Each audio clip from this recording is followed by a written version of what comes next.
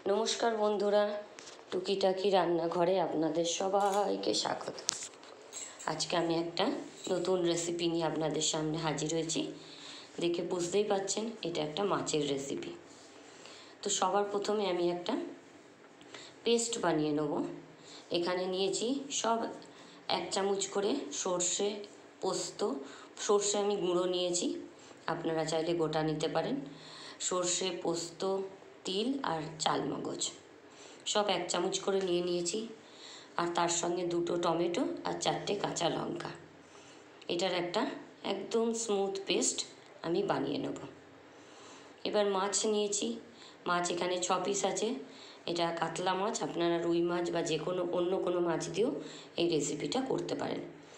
তো মাছের মধ্যে সবার প্রথমে আমি একটু লেবুর রস, নুন, হলুদ সুন্দর করে মাখিয়ে আমি 10 মিনিটের জন্য ম্যারিনেট করে রেখে দেবো।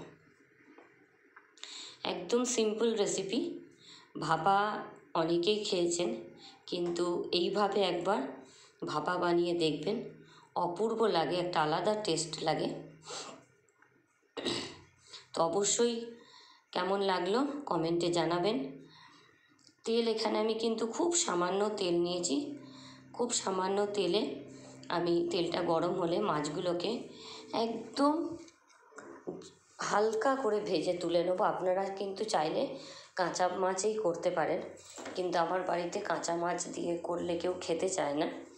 তার জন্য আমি একটু হালকা করে জাস্ট, দেখুন সাদা ভাবটাই আছে, জাস্ট তেলের মধ্যে দিয়ে আমি হালকা এপিট ওপিট একটু নেড়ে নিয়েছি।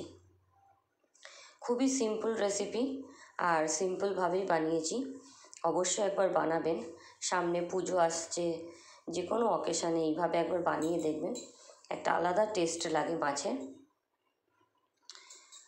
মাছগুলো সব ভাজা হয়ে গেছে, এখন মশলাও আমার রেডি। এবার আমি একটা কড়াই নিয়েছি। আপনারা চাইলে টিফিন বক্স বা অন্য কিছুতেও করতে পারেন। আমি ডাইরেক্ট কড়াইয়ের মধ্যেই করছি। আর এই কড়াইয়ের ঢাকাটা এয়ারটাইট, মানে বেশ একদম এয়ারটাইট ঢাকা দেবেন, যাতে বাইরের হাওয়াটা মানে হাওয়া পাস না হয়, সেরকমভাবেই একদম এয়ারটাইটের মধ্যে করবেন, তাতে ভালো হবে। এই কড়াইয়ের মধ্যে আমি দিয়ে দিলাম সর্ষে, পোস্ত আর চালমগজ, তিল, কাঁচা লঙ্কা, টমেটোর যে পেস্টটা করেছি এটা দিয়ে দিলাম পরিমাণ মতো। দিয়ে দিলাম 1/2 চামচ মতো কালো জিরে, নুন, যা যা বেসিক মশলা, এবার হলুদ, কাশ্মীরি মির্চি এটাও দিয়ে দেবো। দিয়ে ভালো করে আমি এটাকে মিক্সড করব। তো নতুন বন্ধু যারা আমার ভিডিওটি দেখছেন, অবশ্যই আমার চ্যানেলটিকে সাবস্ক্রাইব করার অনুরোধ রইল। লাইক করবেন, শেয়ার করবেন, অবশ্যই কমেন্ট করবেন। আর একবার বানিয়ে দেখবেন কেমন লাগলো, আর কমেন্টে জানাতে ভুলবেন না কেমন লাগলো। আর যারা ফেসবুক থেকে দেখছেন, তাদের আমার পেজটা ফলো করার অনুরোধ রইল। দেখুন মশলা আমি একবারে সব কিছুকে সুন্দর করে চামচে করে মিক্সড করে নিয়েছি। এইভাবে কড়াইয়ের মধ্যে আগে ভালো করে মিক্সড করে নেবেন মশলাগুলো। এর মধ্যে আরও কিছু জিনিস যাবে, তার জন্যই এই ভাপার রেসিপিটা কিন্তু আরও টেস্টি হয়ে যাবে। তাই পুরো ভিডিওটা দেখবেন। শুধু ভাপা তো আমরা অনেকেই খেয়েছি, কাতলা মাছ, ইলিশ মাছ, কিন্তু এই ভাপাটা একটু আলাদা রকম। আমি জল দিয়ে দিলাম পরিমাণ মতো, এখানে আধা গ্লাস মতো আমি জল দিয়েছি, কারণ মাছগুলো দিয়ে আমি আবার এটার মধ্যে ফোটাবো, তার জন্য। এবার আমি মাছগুলোকে একটা একটা করে সুন্দর করে সাজিয়ে বসিয়ে দিচ্ছি কড়াইয়ের মধ্যে। দেখুন এইভাবে আস্তে আস্তে করে, কড়াই কিন্তু একদমই ঠান্ডা। কড়াই আমি অন্য যে কড়াই মাছ ভেজেছি, আমি অন্য কড়াইয়ের মধ্যে করছি। এবার মেন যে জিনিসটা, এটা হলো এখানে একটা বেশ একটু শক্ত দেখে টমেটো নিয়েছি, টমেটোর বীজটা পুরো ফেলে দিয়েছি। আর নিয়েছি অর্ধেকটা ক্যাপসিকামগুলোকে আমি লম্বা লম্বা করে কেটে নিয়েছি। এই টমেটো আর ক্যাপসিকাম দিয়ে মাছের এই ভাপাটা, এর জন্যই বললাম এটার মধ্যে একটু নতুনত্ব আছে। এই ক্যাপসিকাম আর টমেটো দিয়ে মাছের যে ভাপাটা, এটা কিন্তু গরম ভাতের সঙ্গে দুর্দান্ত লাগছিল খেতে। অবশ্যই এইভাবে একবার বানিয়ে দেখবেন, সবার ভালো লাগবে, ছোট থেকে বড় সবার ভালো লাগবে। আমি আরও একটুখানি ওপর থেকে দিয়ে দিলাম মশলাটা। মশলা বলতে সর্ষে পোস্ত আর তিল আর চালমগজ আর টমেটো কাঁচা লঙ্কা। আপনারা আপনাদের টেস্ট অনুযায়ী ঝালটা দেবেন। আমি এখানে 4টে কাঁচা লঙ্কা বেটে দিয়েছি, আর ওপর থেকে আরও 4-5টা কাঁচা লঙ্কা দিয়ে দেবো। দিয়ে দিলাম সর্ষের তেল, আর মাছ ভাজার তেলটাও আমি দিয়ে দিলাম।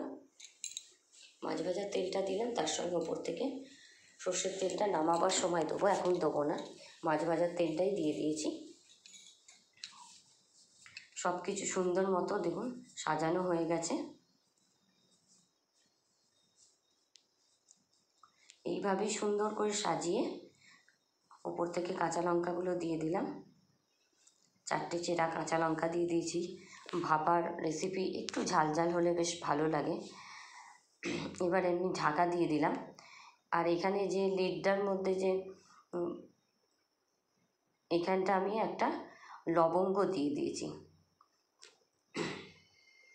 এই লবঙ্গ দিয়ে দিয়েছি। গ্যাসের স্টিমটা একদম লো করে দিয়েছি। গ্যাসের স্টিমটা লো করে আমি এটাকে বসিয়ে দিলাম। মোটামুটি 10 থেকে 15 মিনিট এটা থাকবে। তার মধ্যে মাঝখানে 5 মিনিট হয়ে গেলে আমি মাছগুলোকে একবার শুধু উল্টে দেবো। গ্যাসের স্টিম কিন্তু লোতেই রাখবেন, কোনো রকম হাই করবেন না বা মিডিয়ামেও দেবেন না, একদম লো করে এটাকে ছেড়ে দেবেন। এটা অটোমেটিক হয়ে যাবে। দেখুন 5 মিনিট হয়ে গেলে, 5-7 মিনিট হয়ে গেলে এটাকে মাছটাকে একটু উল্টে দিলেই হয়ে যাবে। ব্যাস, আবারও আমি এটাকে ঢেকে দেবো। এইভাবেই কিন্তু বারবার এটাকে ঢেকে দিয়ে একদম কম স্টিমে করবেন। দেখুন কতটা সুন্দর হয়েছে। আমি আবারও একটু উল্টে দিচ্ছি। দেখুন জলটাও শুকিয়ে গেছে, টমেটোগুলোও মোটামুটি একদম সিদ্ধ হয়েছে, ক্যাপসিকামটাও সিদ্ধ হয়েছে। এই ক্যাপসিকাম দিয়ে কিন্তু কাতলা মাছের এই ভাপাটা খেতে কিন্তু দুর্দান্ত লাগছিল। অবশ্যই গরম ভাতের সঙ্গে একবার ট্রাই করবেন, খুব ভালো লাগছিল খেতে। মানে একটা ক্যাপসিকামগুলো মুখে পড়ছে, টমেটো মুখে পড়ছে, দারুণ লাগছিল। এই দেখুন পুরো ভাপার রেসিপি আমার রেডি। এখন আমি গ্যাস বন্ধ করে দিয়েছি। গ্যাস বন্ধ করে ওপর থেকে দিয়ে দিলাম সর্ষের তেল।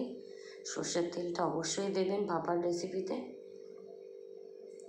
এবার আমি একটুখানি ঢাকা দিয়ে ছেড়ে দেবো 1-2 মিনিটের জন্য। বাস একদম রেডি। আর আমি এখানে কোনো ধনেপাতা কিচ্ছু দিচ্ছি না, কারণ ভাপাতে আমার ধনেপাতা ভালো লাগে না। আপনারা চাইলে দিতে পারেন। এবার গরম গরম ভাতের সঙ্গে এইভাবে সার্ভ করুন। দেখুন একটা আলাদা রকম টেস্ট আসবে। আর ক্যাপসিকাম, টমেটো এগুলো যখন মুখে পড়বে এটা আলাদা রকম টেস্ট লাগবে। অবশ্যই একবার ট্রাই করবেন। আর আমাকে কমেন্টে জানাতে ভুলবেন না কেমন লাগলো। দারুণ একটা রেসিপি। সামনে পুজো আসছে, তাই এইভাবে একবার মাছ বানিয়ে গরম ভাতের সঙ্গে, ভাপা তো সবারই খান, এই টমেটো ক্যাপসিকাম দিয়ে একবার ভাপা এইভাবে বানিয়ে একবার সার্ভ করে দেখবেন, অপূর্ব লাগে গরম ভাতের সঙ্গে বা জিরা রাইসের সঙ্গেও কিন্তু খুব ভালো লাগে। কেমন হয়েছে অবশ্যই কমেন্টে জানাতে ভুলবেন না।